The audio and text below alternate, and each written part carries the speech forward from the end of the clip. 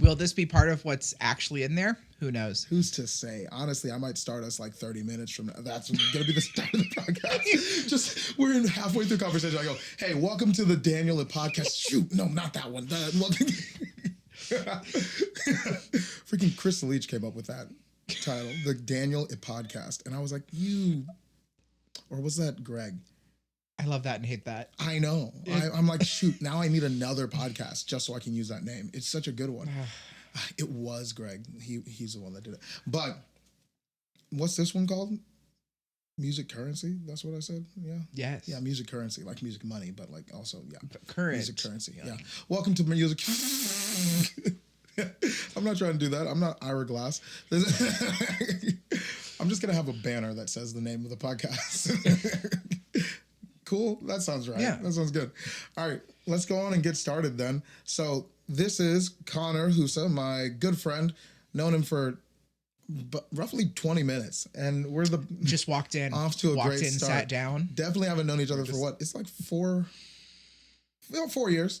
Yeah, because there's no way I met you before. Yeah, because you're in your master's. So, you're going into your 4th year. Yeah. So just about 4 years. A great pal, phenomenal individual, and the first person on this podcast. So we're gonna be doing this. Well, technically, we already ran a test, and no one's gonna hear it probably. So there's that. And it's this is the first time. Yeah, the very first time we're doing it. This is first try. Yeah, great success. Am I right? So yeah, this podcast, unless I've already talked to you about it and you kind of have the gist of what it's going to be about, which is not entirely what I hope. I hope more than just the 20 people I've talked to about this. But what we're going to do, what's going on, is we're going to talk music stuff because we're both musicians. We do music, and we have decided it is our passion and life's calling. And until we decided we're going to work at a bank or something, we're sticking with it. But we're going to talk about just what's going on musically with us, what we see, especially as it comes with like music academia, because like we're both students. Soon enough, one of us will be done very quickly. Hopefully, Oh, please. And but yeah, we're both music students. I'm doing my doctorate in vocal performance, and Connor's finishing his undergrad in vocal performance, like a true masterful vocalist. So we are going to be what? We'll get into that look soon enough. Because the fact that you were like, that's not what that means, is just, it's so on par. It's just right on brand with the whole point of this podcast. But yeah, so without further ado, I hate saying that phrase. I'm going to say it every episode now. But it's a choice. I don't want to say choice. it again. Wrong choice. Connor, tell us a little bit about yourself. Hi, I am Connor Husa. I am in my 6th and hopefully final year of my undergraduate degree at the University of Nebraska-Lincoln. I'm a Leo. Leo season. Happy Leo season, everyone. Don't know when this is going to come out, but it is Leo season, and I can feel the main character energy just emanating from me. What do you mean main character? I'm the main character. Because Leo is a lion. I hate you. I hate you so much. You said it. Please. Happy Leo season. A very important thing about this relationship is that I think every time I see Daniel, at least once, I just flat out tell him that I hate him because it's valid. I didn't introduce myself as the host. I'm Daniel Apama. We're off to a great start. Grand start. I'm assuming only 3 people will watch this first episode. Exactly. I will say that the test episode that we did, Daniel didn't introduce me for a solid 10 minutes. Oh, yeah. It was time. Oof. And got to make sure to sync the audio too. I forgot about that. You usually do that before, and really the camera can pick up my speaking, so it wouldn't have been hard. But you saw,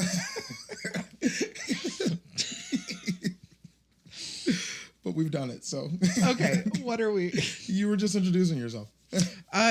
Yeah. I don't know what else you want to know.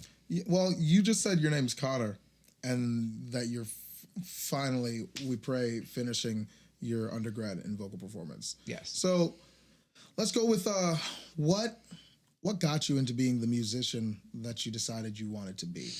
Well, I've always been around music and loved music and theater and performance. I actually, right now with my vocal performance degree, I am focused mainly on opera performance just because maybe we'll get into later. That's kind of the skill set that is taught at most, if not all, vocal performance programs.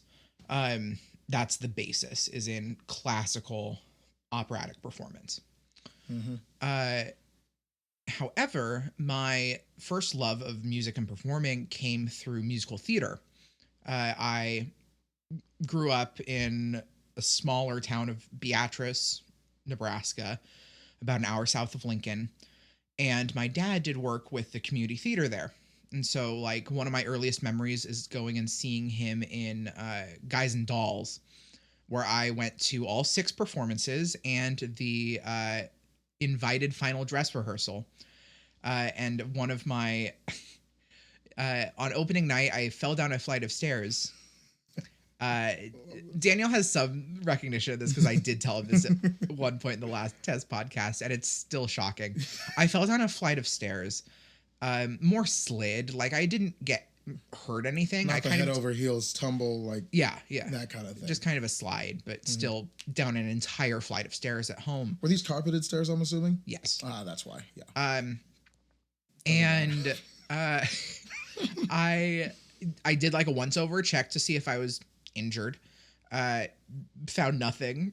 Didn't really hurt. And so I didn't tell anyone. Because I knew that if I told anyone that I fell down the stairs, that I probably wouldn't get to go see the show, which again, I had seen the night before. I was just insane and wanted to watch this and see performing. And like I saw my dad in plays and more musicals. And then once I got into high school, well, in elementary school, after I had seen him for a while, I did a production of Seussical where I played a Who. Mm-hmm. And then I kind of like, there isn't a lot of work for a young child in community theater, especially in a small town. So it kind of like drifted off for a bit. And so then y'all didn't have Annie like every week showing? No. Oh, man. No, we didn't. And so like, a few years down the road in high school, my sophomore year of high school, they were doing Les Mis. And so I decided, me and a couple of my friends decided that we were going to audition. And we got in, and it kind of reignited my love of that side of performance. I mean, like starting in 5th grade, I had started doing band, ended up playing saxophone and then bassoon. And then marimba. All right. I think that's it. I didn't know you had percussion chops. I wouldn't say. I was a section leader, but like it was at Beatrice. Okay. Anyway, and like I did choir and show choir and stuff like that. But like doing Les Mis and doing these musicals, because I did musicals every year after that, really like reignited my love for performing and being on a stage and doing things. And so when it got to be, junior, senior year, I decided like, oh, I kind of want to do this as a career. My choir teacher actually at one point pulled me aside and was like legitimately told me, hey, like you really like this. And if you, it was basically a, hey, you're good at this.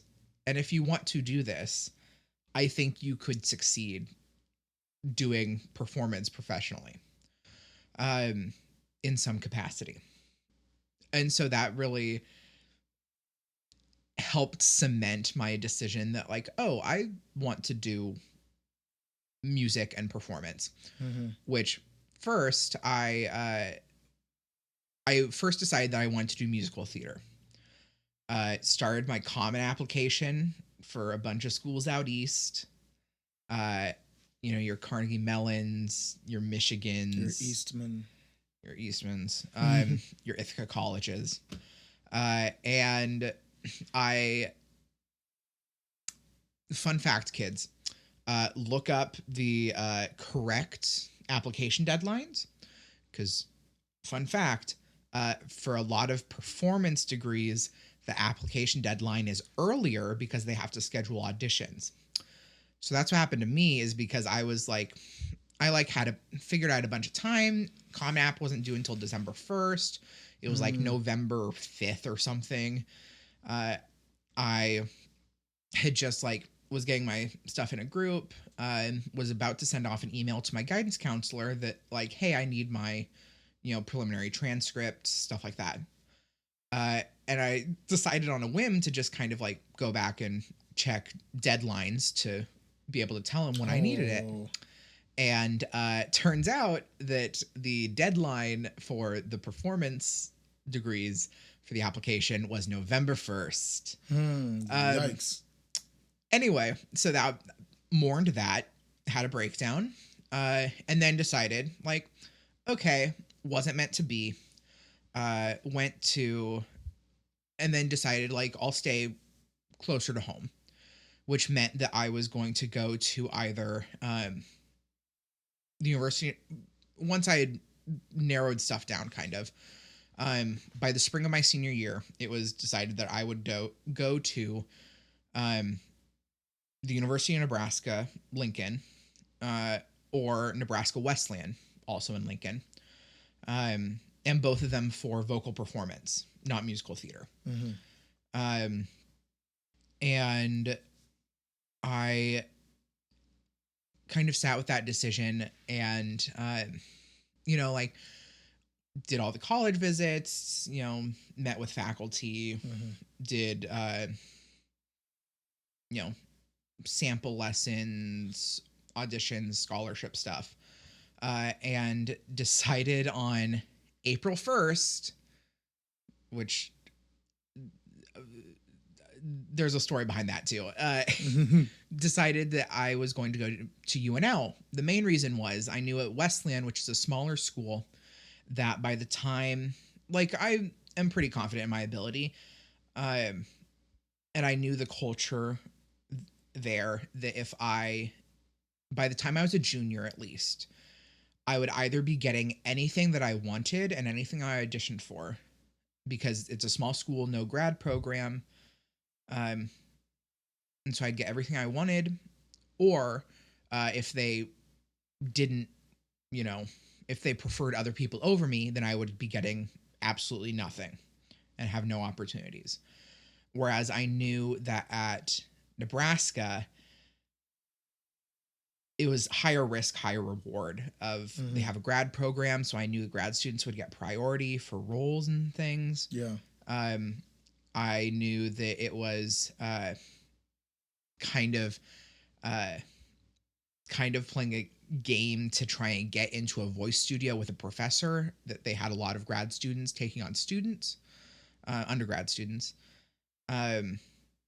And I knew I would have to fight for everything that I got at UNL, which was appealing to me because I knew that it was what would best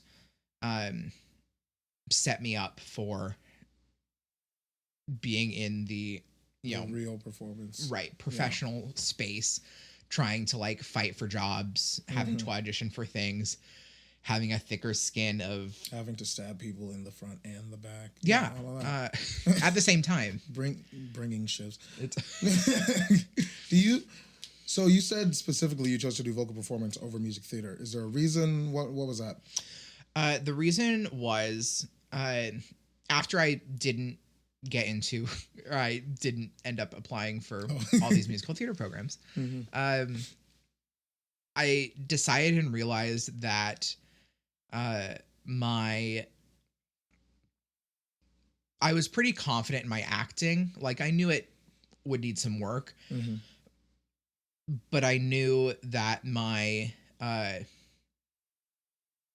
voice, I had a lot of good natural talent there, but I knew that I needed more skill in that, Mm-hmm. or so I thought. Uh, Fun fact: when you get to college, you learn that you need work in everything. True. Uh, but that's why I decided I'm like I can supplement my acting stuff through my, you know, Yeah. music, which is all in all true with my experience. Like I wish I had more acting experience, but like the thing with music performance is that you also have to work on your acting and performance capabilities as a like realistic performer. Mm-hmm. Um, and so that was basically it. Was that I decided that the best route for me was to intensively study my voice and have that down pat. Mm-hmm. Especially because I wanted to try and be a versatile performer. Yeah. Um, which looking back, I don't know if I would take that same path if I knew it now, even if Mm-hmm. I think that it was the right choice. Um, Knowing what I know now about how like regimented a lot of the program is, Yeah. and not just specifically UNL's program, it's just kind of a system wide thing Mm-hmm. in all of uh, teaching. Yeah. Well, neat. So now that you're in your 6th year and final, we Please. what is it that like as you've gone through school, like what is it that you've kind of seen grown from, and how is it like informed like what you're thinking you want to be doing as soon as you're done? Like how do you think that's shaping it? My time in school has really helped inform me. I basically, when I came into college, I had the plan of I'm going to go 4 years in school Mm-hmm. and then go right on to get a master's and then go right on to get a doctorate. Yeah. That was my plan. I'm like, that's the route that everyone that I have talked to and everything I've researched is the way to work it as a professional vocalist, as a professional singer, especially in classical. Uh, and then in the back of my mind, I'm also like, well, there's also the possibility of like just doing my undergrad and like moving out to one of the larger One cities, of the mm-hmm. which throughout my undergrad, both of those have been kind of held in a dichotomy of like, which one will I do? Which I still don't know the answer. Right now, I am pretty certain that I will not be immediately going on to a grad school, Mm-hmm. which is partially it is because I've spent 6 years in undergrad. So it's almost like you did undergrad and grad school. Right. Though not really. Not exactly, But yeah, but like as far as time. time wise, I've spent 6 years in a program. Mm-hmm. Um, but also, uh, like seeing what a master's program and a doctorate program can give you, I'm not sure if that is what I personally need right now. Mm-hmm. Like eventually I might want to go and get a master's and a doctorate, Mm-hmm. but also I know that most of my reasoning for wanting to get those degrees is to possibly teach at a collegiate level, Mm-hmm. which is unfortunate that that is kind of a requirement to do those. Yeah. But more so, I just have looked at how a lot of programs are structured, and I'm a Bachelor of Music student. So uh, Be mu. basically, That's me. I I got into a lot. I took a lot of graduate level classes. Um, Had to take art song classes, vocal pedagogy, uh, stuff like that. That I was able to kind of see the education that my um, grad student peers were getting, And it's not that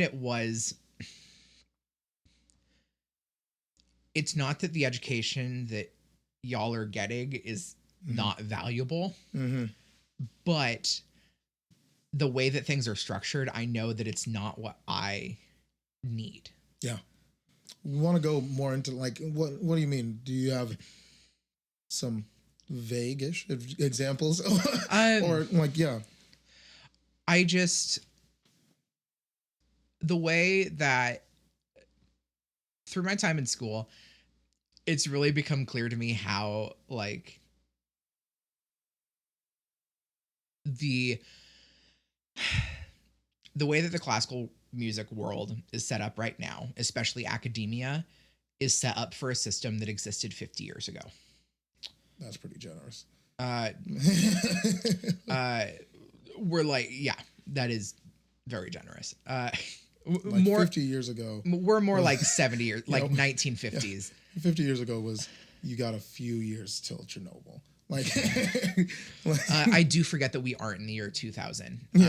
So I can't be like, oh yeah, 50 years ago was 1950. Music history books think we are. But yeah, keep going. Anyway, but the structure of it is just not, from what I have seen, something that is that valuable. Like, we're, especially in like a lot of the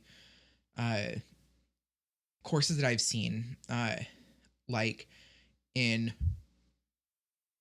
one of our classes on art song, we had a wide array. This is my opinions. I want to put that out there. And I do not speak for the Danny Palma podcast. Music currency. Music currency. We had basically the gist of it is that we're upholding a system that was built by and for straight cis white men. Of like, through an entire class, there was, I think I went down the list of like, you know, dozens of people that we could, composers that we could do projects on. And I think there were like 5 or 6 women, maybe. And like, being generous, I think 3 people of color. 1 black person, which was Harry T. Burley. And it was just a system that like, it's just become clear to me that like we look at the, like, especially academia and in the classical world as like a meritocracy of like the most talented or the you know, most skilled person is the one that like gets the job or goes and you know, gets published in journals or gets the professorship, stuff like that. But especially like performance-based stuff, like, and it's like performance for performance stuff on stage, you're casting people for roles.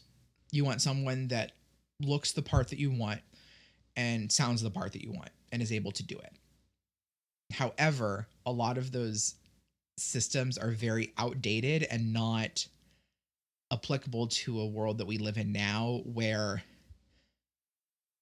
you know, genres of music are so vast, but also like, through my time here, I've seen a lot of more convergence of people doing, you know, like you, like doing jazz and classical and getting into CCM stuff. Like, there's a lot more people that are branching out into different styles. I mean, like, there are people that are performing on Broadway that are doing, you know, also performing at the Met in different roles, and vice versa. It's funny that you mentioned that specifically, actually, because I remember you'd mentioned before, this was in our test run, but you'd mentioned that like when you kind of came down to looking at the programs, it was usually like a choice between either you're an opera person or you're a music theater person because they don't combine. But like you just said, now you have people that are hopping back and forth because in like reality, that's not always how it works out. People are choosing you based on who you know, what the role is they want fulfilled, what the sound is they want, all this sort of stuff. And especially now that like if you have a newer opera that's being written using more modern ideas of like commercial music sounds as well, especially, you're going to start pulling people, even if it's just an opera that like pulls more heavily from musical theater, right? You're going to start pulling from the music theater people that have been doing music theater more often to sing in your opera. Right. You know, like if you needed hip hop, like if Lin-Manuel wrote an opera, I shudder at the thought. But if he wrote an opera, because that's the closest thing a lot of classical people have to hip hop. If he wrote an opera, right? Like they would be looking for people that like actually knew hip hop, knew what a flow was, right. Like actually understood the concept of flow and doing these different metric reorganizations and doing all of the types of rhyming that's required for a usually fairly basic level rap, you know, like up to more advanced kind of stuff, right? It's not like they're gonna kick down the door to ask for like Black Alicious or something to come in, or or for even like Common or anyone like that to come and do a stream of consciousness something. But like that is like you're going to pick based on the role that you need. You're going to pick based on the sound that you know someone can provide. And now that the sounds are merging and blending so much and have really blended for, you know, decades now, easily decades, you know, and especially more noticeably, it's harder to say like, well, this one track is exactly what you're going to need to do exactly what it is that you want, that you need or whatever. You're going to have to be exclusively on one side of these tracks, of which there are like thousands, you know. But yeah, that's a real crazy thing too. And like you said, like originally you were like, well, I really like music theater, but then there's also opera and I can't necessarily do both. But like, what have you been doing like even here in the shows? Have you only been doing operas and only been doing musicals? Right. I've been doing, you know, musicals throughout the time that I've been here, both through the university and through community theaters around here. But like, even with that, and I've been lucky that Bill Shomos, my now former teacher, who I love dearly, has been very open to new ideas and to CCM stuff, although I haven't ever worked on anything in lessons with that because he very clearly does not have a lot of the skill set to teach that. And like I've brought in some musical theater stuff for him and CCM stuff. And it's been great, but you can tell that a lot of the notes that he gives on it are far more like approaching things from a classical perspective, or when it's something that you can't approach from a classical perspective, it's far more based in character and performance and delivery of it rather than in a technical aspect. Yeah. So like even within the, like, I've been very grateful and lucky that I have been able to like keep up my musical theater chops and expand them. Yeah. But like outside of the one musical theater class that I take a year, I've really not ever had any time to like study in a musical theater or CCM style. Yeah. So now this kind of goes into my thought of how do you see like the purpose of the degree then? Like First of all, do you see it as different from what you thought it was initially? Like the purpose of your undergrad degree, even for vocal performance? Do you see like, do you think like when you came in, it was like, this is why I'm getting this and this is the goal? And has it stayed about the same or has it changed or has it like kind of grown or what? I think it's kind of come around full circle in some ways of like I kind of came in with this like very Pollyanna idea of like, you know, I get to come in and like research all of these like different composers and this music and like learn all of this stuff. And that's so exciting. And it's going to like help set me up to be successful. Mm-hmm. And then you get kind of into a lull a couple years down. Um, which also didn't help me that the reason that I am 6 years into a 4-year degree program is because I am depressed and anxious. And so it kind of got me off track with degree progress. But like, even in the midst of that, like even taking that out of account, I kind of in the middle got a bit disillusioned with like, what am I even studying this for? And like, there are still times where I get that. Like, what is the purpose of me going to school to learn all of this rather than just like moving to New York and taking voice lessons with someone?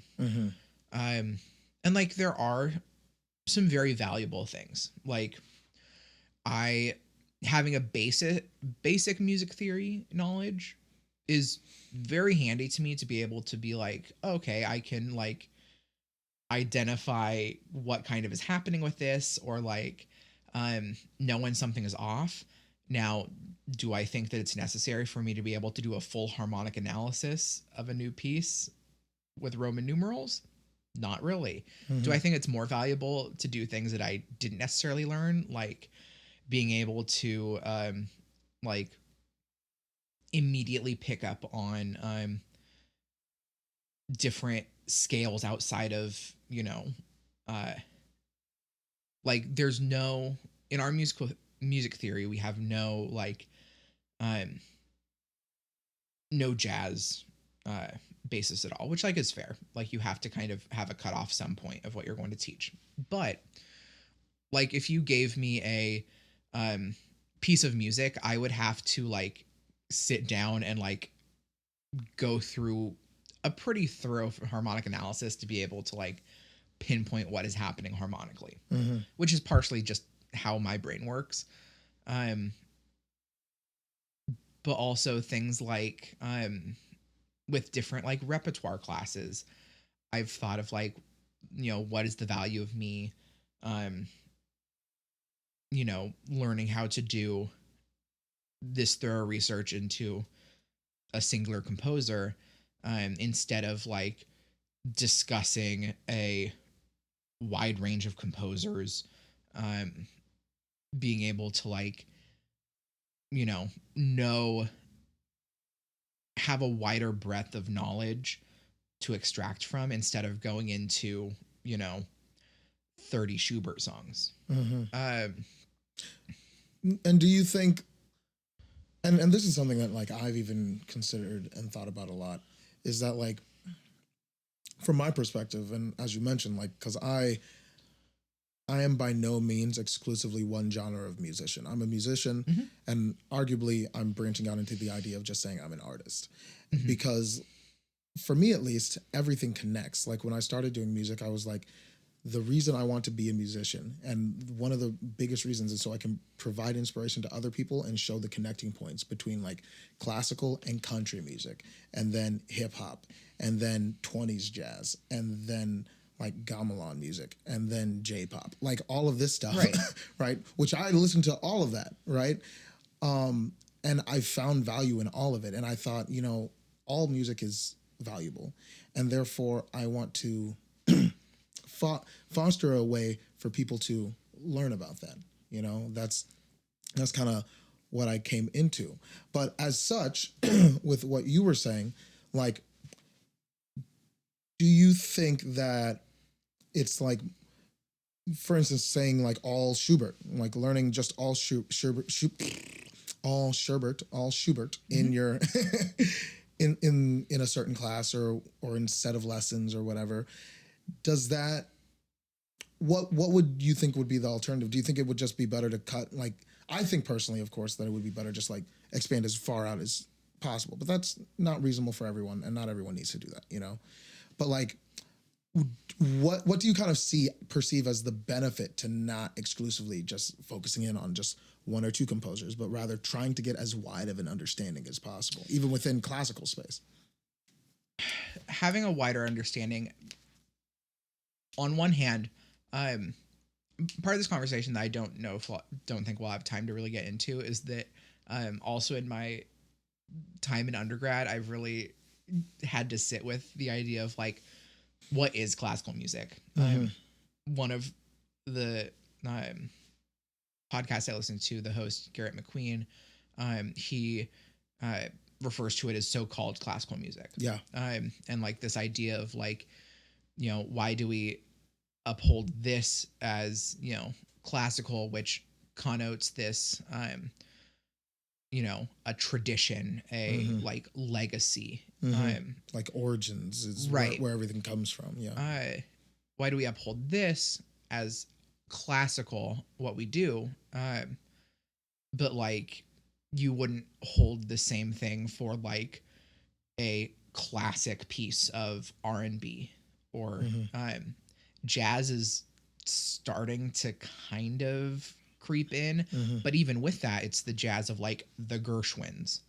It's people that like specifically tried to compose as like classical musicians that had like a lot of jazz influences. And I would say too, I mean, to that point, arguably, because I remember for a little bit of time, I still love jazz, but like, I remember when I first started getting into jazz, the thought went into my mind. I was like, jazz is the new classical, you know, because like it's the basis, not entirely, right? It's not entirely the basis, like, but like once the 20s hit, especially by the time you get to the 40s, pop music was jazz or jazz influenced, maybe blues influenced, right? So, or at least in America, like in the US, right? Like that's what it was. And so if you have those things, like for sure the Gershwins especially, and people like them, like were trying to who was it? It was not Mueller. Gunther Schuller. There we go. Gunther Schuller. Like people like that who were trying to blend the classical idea and ideals into jazz, right? Combining idioms. Make one thing, right? And it was popular for like a couple seconds. Birth of the Cool, shout out.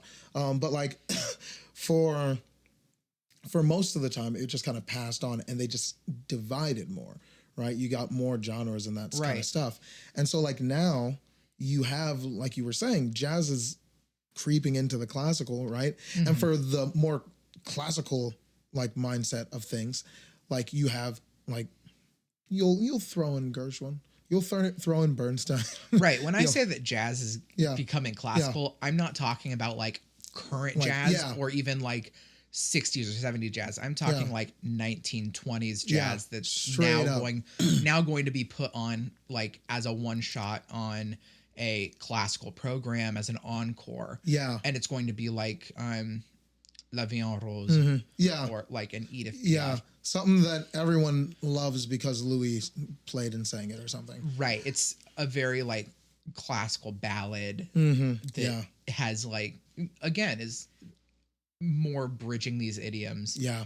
I would say though too with that I think just by the fact that jazz is taught in more traditional schools now, so a good chunk of them has allowed for real jazz to real jazz. Lots of air quotes in this. Yeah, I'm thinking music's so hilarious. Art's so hilarious because like there's no, like it's all subjective, but like real jazz is being taught in schools rather than exclusively just the Gershwin or Gunther Schuller or Bernstein, anything like that. Like actual like jazz is being taught in schools now too, which for me, classical music is really just the music that is from a certain time period. I would argue 50 years and earlier, maybe 100, but I really strongly argue it's 50 years ago and earlier is what classical music, like the time period, should be. The problem is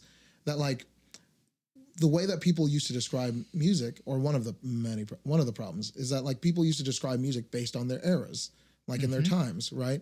In the same way that you would do with a lot of art, like visual art, right? Like, you have the classical, you have the romantic period, you have Baroque, you have da da da da, and medieval, and you have all of these things. And so, like, for a while, you could be like, well, Baroque period music was just like Baroque period art, because in Baroque period, you have all these fancy filigrees on all these buildings and all this, and everyone was into very little details and really expanding off little ideas. Cool. And that's what was across the board. Great. But here's the problem. That happened in Germany, France, Italy, especially. Like, that's what we focus on, at least, in these in the classes, right? Right. And that was pretty consistent. But that's also because technology was not such that communication was fast. Right. Like, each of those eras shrank and shrank and shrank as technology and communication especially took off. The faster the communication became, the better technology got, the shorter all of those eras became, because, like, where if you were trying to listen to Haydn or someone before, it would take weeks, months to get to where he was. Then hear him, hopefully, if you were lucky, get a copy of his score, or write it down yourself after listening to it and having to memorize bits of it, so you didn't probably remember the whole thing. Right. But thankfully, Haydn was writing like a symphony a week for the Esterházys, so he was, so all of his music was more or less the same, except for a few very key parts. Like, he was just ripping himself off left and right just to get projects done, which is cool. It's fine. I wish that was more encouraged, honestly. Self-plagiarism, go for it. Arguably, other plagiarism, iffy, but still, like, inspiration, like, but quoting. Quoting. Yeah. But, like, now, like, music periods and eras happen in a matter of years, like 5 years maybe, or less, There are composers that span, like, not even just like 1 or 2 periods, but like 3 periods of music, in like what we would realistically call periods of music. I think it's also been helpful to me, of like, me trying through my undergrad, I've also been trying to restructure clearly the way that I think about classical music. And one of the ways that I try to think about it is like, oh, it's old classical music. Yes. It's a continuation of the, like you said, it's all classical music is a continuation of the European musical tradition, which in itself is sort of reductive, as like, other cultures have fully taken up classical music styles. I mean, like, you aren't going to hear many JRPGs that don't have a like full orchestral score, and have their own distinctive sound, but you can hear a lot of the influence of, which like gets into a whole colonization talk. But man. We're gonna have another episode. I think it's gonna be the move. But just thinking of like, this is a very specific, which also got me through musical theory, of like, why am I learning about, a Neapolitan 6th chord, or how to differentiate augmented 6th chords? Is like, this is just a very specific, especially with music theory. Music theory is very specifically a study of like romantic era practices, and then you just like make stuff to kind of fit around that and to use that same structure, like, and I don't like, I mean, there's a few people that like it, probably the people that are like using it as its intended purpose, right? But like, the problem I run into, and you've run into, like pretty much any modern music students run into, is the fact that like you can't practically apply that to any music that you're listening to or that you're just regularly listening to unless it's that time period. Like modern music, I don't like choose any pop song on the radio. Well, any pop song on the radio right now is based mostly on bass lines and trap beats and rhythm, so it won't really work because it's mostly hip hop, at least here in the U.S. But even if, because right now I'm listening to fairly current like J-pop, listen to some K-pop for a whole day, listen to BTS, some of their old stuff, listening to some French pop, right? And listening to all of those things and listening to their influences, and then trying to, if I were to do like a harmonic analysis, I would break down, or at least a classical style one, Right. because even if there's a similar chord, it functions entirely differently. Right. They're thinking of, I mean, and this is not taking away from like pop musician, like writers. Yeah. Most of the time they aren't thinking about like, you know, here's a, you know, I'm going to do a 1 chord into a, you know, 4 chord, like, or they aren't trying to think of like, oh, I can't do that. It's a retrogression. That's more important, is they aren't trying to think of like, oh, I can't go from a, you know, D minor chord to a C major chord. None of those parallel fifths and octaves. Right. Yeah. Because they're just like, I'm doing what sounds good. And like, there is a lot more thought that goes into that, but like, that's the basic of it, which is also the basis. Like Brahms and Schubert weren't thinking, you know, oh, I need to go to a 5 chord before I go to this 1 chord. They were just doing what sounded good and what was common practice.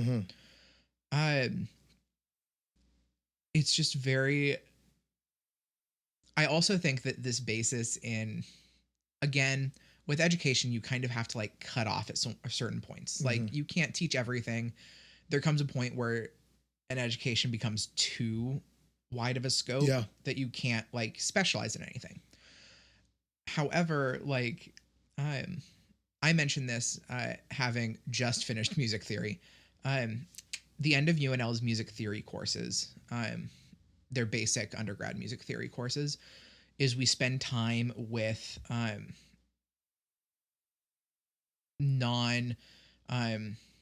not going to think of how to refer to them actually technically, but like love that. Computer's muted.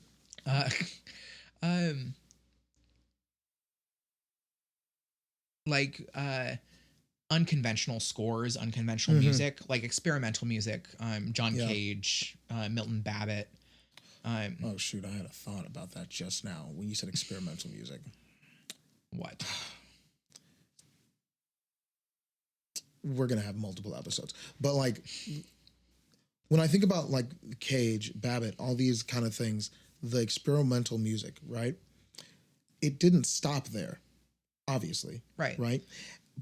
And a lot of any of the techniques that like permeated into the mainstream and have like continued to be used, right, sound so different, right? Like you could argue, I wouldn't entirely argue it, but like you could argue with a decent degree of success that like that kind of stuff just found itself into like the electronic music EDM stage.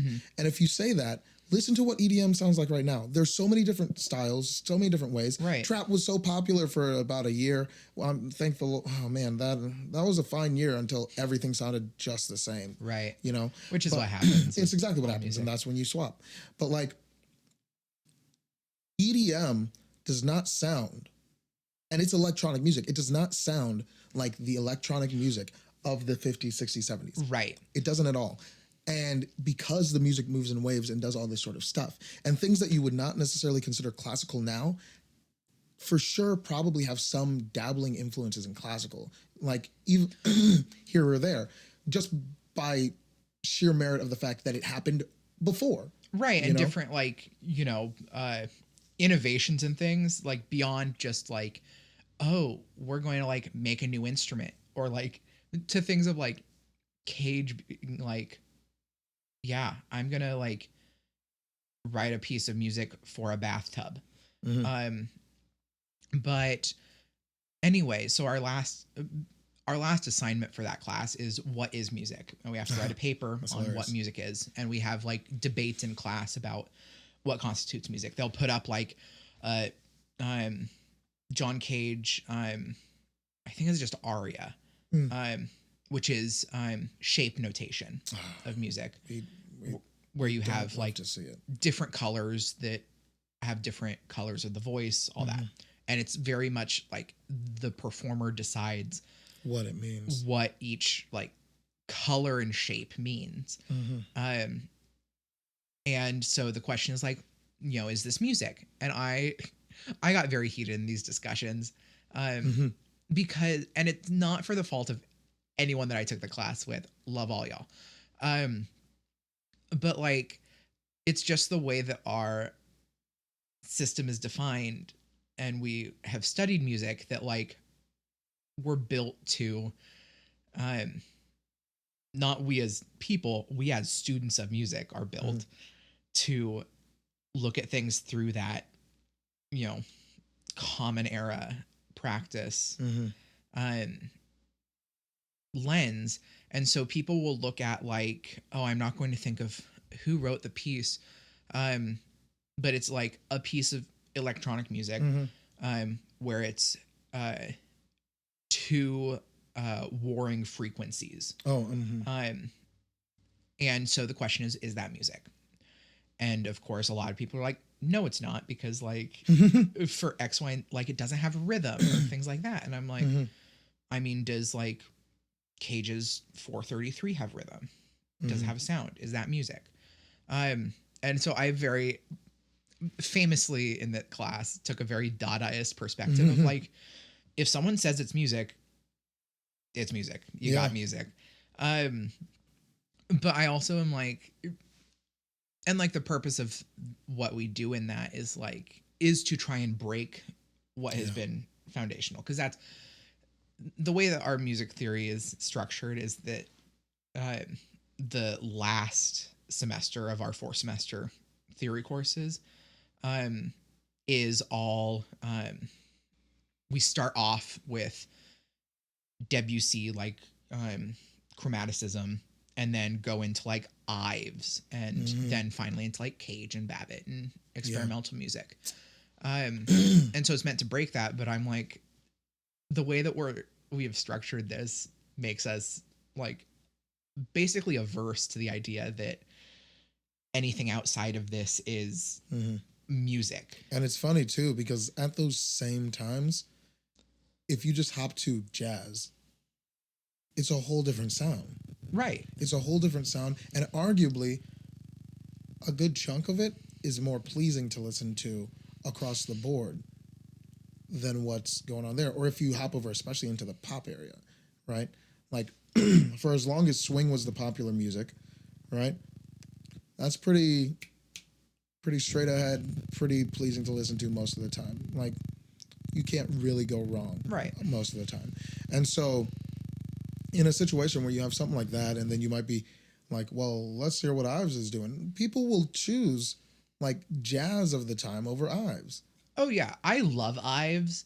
Same. It is, it's not for everyone. No. And that's not me being like pretentious of like, oh, you just don't understand this. This is me fully knowing that like, I like listening to Ives. I will like very specifically put on myself, like put on some Ives, but like, this is not what everyone wants to listen to. And it's only because of my very specific experiences. It's like me trying to listen to free jazz. Like, you don't need to listen to free, like super out there avant-garde jazz. Like, you don't need to do it. You don't. Most of my music recommendations, I'm just like, you should listen to this once. Yeah, like you don't have to do it. Like, I listened to Coltrane's "A Love Supreme," which you need to check out if you haven't already. I don't know if I've already told you about it or if you've already heard it. I've heard it a while ago. Full 20 minutes long. Right. Sounds like you don't know, like they're tuning almost the whole time. Right. And then there's a second take where they do about the same thing, but like it's completely free jazz, and people hate it straight up. People hate that. Hate Which is fair. Hate late Coltrane, which is fair. Like, absolutely. It's music that got real experimental, right? And some people really liked the idea because they were tracking with it. Others tracked with it, still didn't like it, right? And then some of the people that tracked with it and liked it then took little bits of it and turned it into something new. Right. You know, and something that commercially was more acceptable and more pleasing to people. You know, that's what happened with like with Cage, with experimental classical stuff, you know? And so like running into kind of like to the point that we're kind of getting around, like if you look at the way that it's structured in the school, right? And you look at even from the exclusively classical perspective, like to cut off at like the 50s, to cut off maybe if you're lucky at the 70s, right? Where classical's kind of shifted again, right? But now the shifts are not happening in 150 year eras. It's happening in 10-year increments, right? Soon as 20th century shows up, right? Soon as 20th century shows up, you're in like 10-year increments of era change, and then fewer and fewer and fewer. Like, right, and those you miss out. It depends on who you're asking of who is included in all of these. Exactly. You will have people fighting on if Bernstein was a musical theater composer or a classical composer. Just like you'll have people that will argue if Gershwin is a classical composer, jazz composer, musical theater. The jazz people will say absolutely no. Right. And the classical people are like, what do you mean? And, right. The classical people will also half Rhapsody the time in be Blue. absolutely no. Because they're like, oh no, that's jazz. We're just playing it because it's, you know, it's kind of classical. And then musical theater is just like, yeah, that's one of the bases. That sounds. I heard a flute in there. I had a flute. You could probably belt this. I bet you a nickel I could belt it. Now just imagine someone belting Summertime. Oh my! I just got done with some gigs and my voice is almost back. I don't need. Yuck! That sounds hilarious. I can't wait to do it. But yeah, I've already decided, like we have both collectively decided, in fact, that this is going to be a multi-part episode set. But like, so we've started to get really into the meat of this, right? Of the idea that like the music education that we're getting, it's not bad, right? No. Like, and it has its love purpose. UNL. Thank you for all you've done. Yeah. Like I've loved my time and continue to love it, right? Being in school, because I'm about just learning and growing, right? And expanding. But like when we've seen now, and I guess we'll talk a little bit more in depth on like exactly a few more of the specific issues, but like where we see now that like if you go through the education route of music, right? You start to realize that like there's a big gap between the 1950s and 2021. Right. Right. Like there's a huge gap between it. Right. The education structure is not keeping up with the current trends. That's right. And like you can say you're being current, right? But there's different ways to view the currency, you know? There's different ways to view it, because you can say I'm being current and up to date with my knowledge of Baroque music. Well, the convenient thing for you, friend of mine that is studying and performing Baroque music, is that Baroque music isn't going to change. It has already been solidified as a time. Right. You can just, try and like find better sources on like common practice of it, or even expand that common practice into like what happens if we use contemporary techniques on this, stuff like that. But that's not changing. Whereas, we are already so far behind in what we are teaching for current students to go into a current musical climate and environment. Yeah. And I see it this way, because I think part of the problem is that composers have to be on the pulse. Composition students have to be on the pulse of what's actually going on in music even if it's current classical European Right. style, right? Like if they have to be on the current pulse of what's going on with that. Whereas the performers, even educators, some as well, like are focusing so much more retrospectively on they're at that 50-year cutoff usually. And in some places, maybe they'll hop a little bit more forward, but they'll usually dip back. And so as such, the risk is run then that the composers will still be progressing and pushing forward the art form while the performers are constantly playing a game of catch up. Right. And for us as vocalists, like that's the one thing that really affects us, you know, because we have to learn how to make our instrument work with sounds that we haven't really practiced and don't necessarily have a strong understanding of. Right. And whereas like the technique for a trumpeter, like, yeah, you got to use your lips and breath support and whatever, and your fingers.